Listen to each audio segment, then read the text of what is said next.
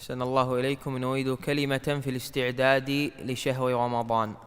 أبدا، شهر رمضان فرصة، والفرص تذهب ولا تعود، والعاقل هو الذي يغتنم هذه الفرص ويستفيد منها بقدر ما يستطيع.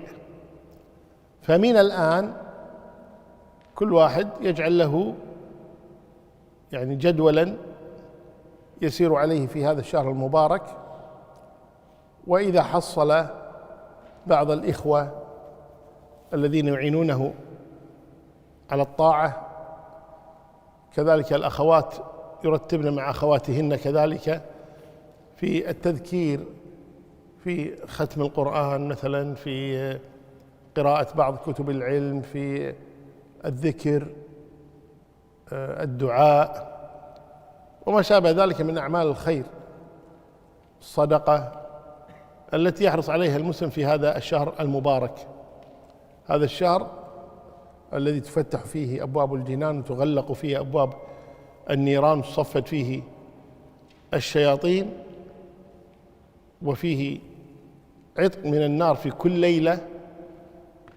فالعاقل هو الذي يستثمر هذه الأوقات حقيقة.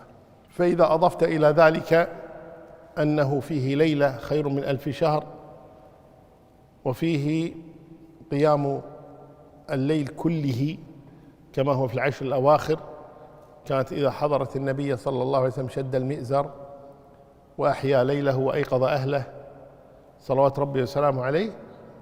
فالعاقل هو الذي يستثمر هذه الفرص، الله المستعان.